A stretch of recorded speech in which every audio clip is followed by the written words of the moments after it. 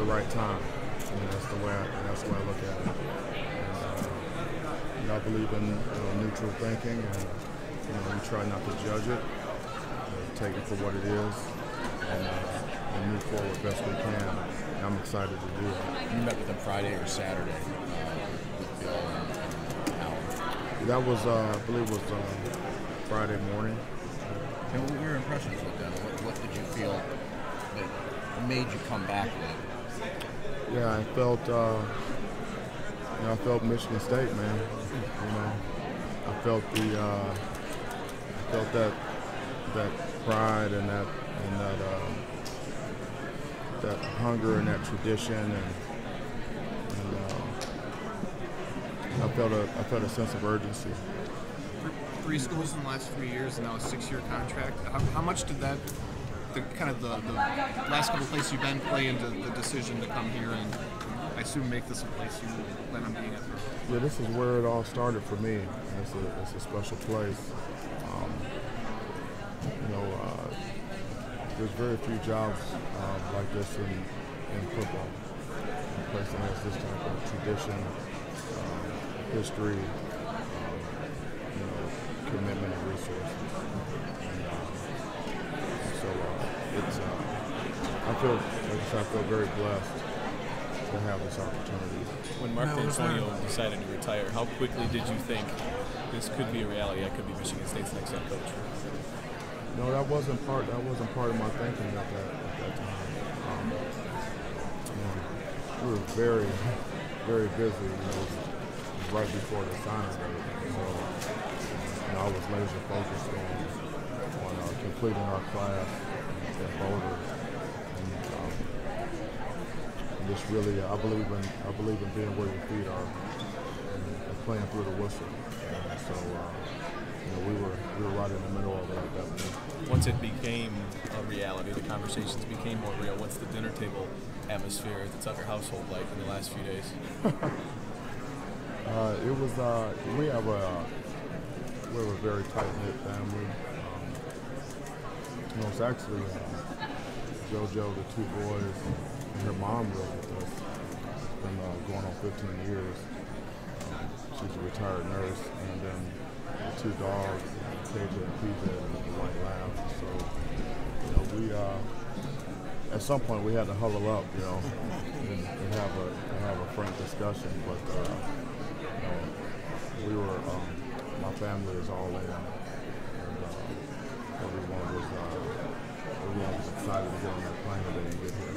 Have you talked to Mark, and what has he told you about? I haven't talked to Mark yet. Mel, was there a voice, either in your circle or from Michigan State's side, that really put you at ease and comfort about making this decision, or maybe even put you over the top? Was there a particular person that sticks out about what they said about Michigan State in this process to you? No, there was just a collection of voices, that were really all saying relatively the same thing. Is that there's a strong commitment here to excellence and being the best. And that was apparent in every action that they took, in the way that they went about their business in regards to me. And I was very impressed by that. Do you have a timetable on when you'd like to have the staff figured out? I mean, obviously sooner the better, but the sooner the better. But we're going to be thorough, and we're going to be very intentional, and make sure that we dot all our I's and cross all our T's. But there's no shortage of qualified individuals, great coaches and teachers, mentors, developers, recruiters. There's no shortage of those guys that want to be here. You know, the coach personal timetable to get here and start working. When is day one, personal timetable to get here, get the family moved and everything else? Get here and start working. Yeah. Well, it was. I think I brought quite a few bags with me, so I actually don't plan on going back. So JoJo and the boys will at some point will be headed back, but whatever I don't have here now will be shipped here, and I'm hunkering down. Because of where you guys were in the season? when we get off the plane today, I think one of my boys said something about the briskness of the air. And I told him, I said, this is football weather right here. In the Midwest, this is football weather. So. All right, hey guys, last one. Okay, we gotta get Michigan going. State has had a good football team going back decades. Ohio players have always been a big part. You're from Cleveland. Do you still have recruiting ties in Ohio? And what are your thoughts about the recruiting footprint and your ties in Georgia? Also, have you thought about that going forward? About how you want to get recruiting going footprint-wise? Yeah, I still have recruiting ties in Ohio, and Ohio is going to be an important place for us to recruit. We're going to recruit very, very hard in Ohio. It starts here in our state. We've got to keep the best players in our state here with us, and then our 4 to 6 hour recruiting, driving radius, including Ohio, is going to be, there's going to be some. We're going to be very aggressive in there and use the relationships that we do have, and then obviously I have a tremendous amount of tremendous ties in the state of Georgia, and Georgia has a lot of really good football players, and so we'll go wherever we need to go to get players. But as you know, Michigan State has been at their best when players have come from certain areas, and we'll be in those areas. Detroit, I would imagine.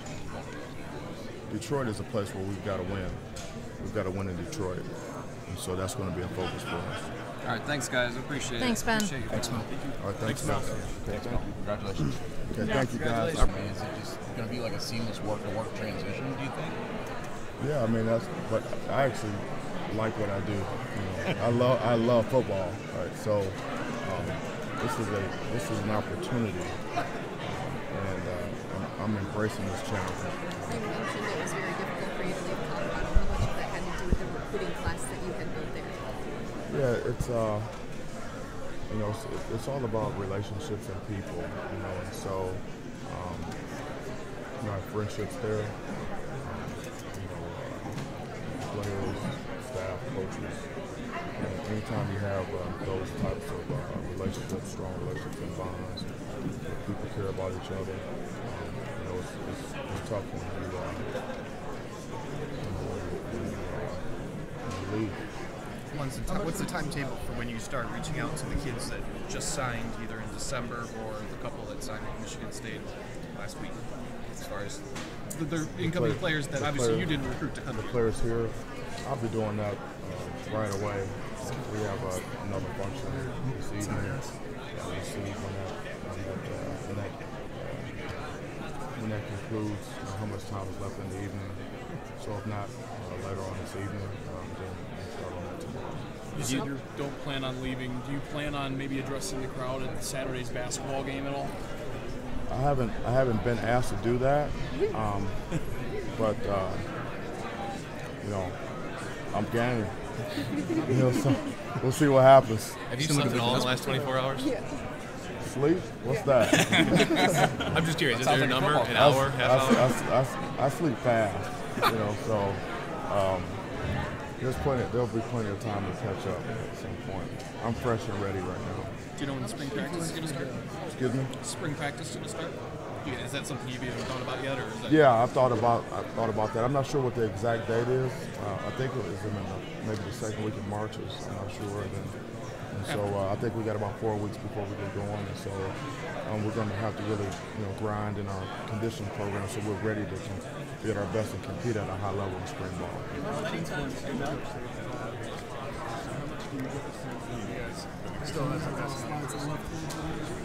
Yeah, I'm not certain about that, but I know that Coach Saban cares deeply about Michigan State and about Michigan State football and this entire university. He's a mentor for me, and the time that I spent with him, early times, first 2 years of my coaching career were invaluable. He laid the foundation for me, as a coach, as a recruiter, as a leader of men. I have not talked about that. Hey, just real quick, I heard a funny story that you and your wife got engaged, I believe, on your first date. Is that what I read? And then, there may be some truth to that. Okay, and then if so, she said it was in East Lansing. So where in East Lansing was that? Can you describe? Yes. How do you get engaged on a first date? Well, we actually,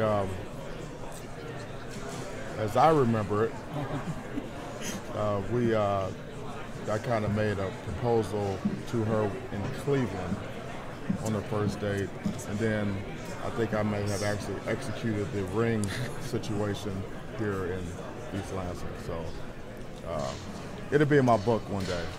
Were you able to? Your career's taken you a lot of places, but being from Cleveland, what is it about this part of the country and Big Ten territory that just kind of makes it different from everywhere else you go? And then Big Ten football, and growing up in Ohio, football is. Some people say it's like a religion. I can't ever remember myself making a conscious decision to play football. I think in Big Ten country in Ohio and Michigan, that's just what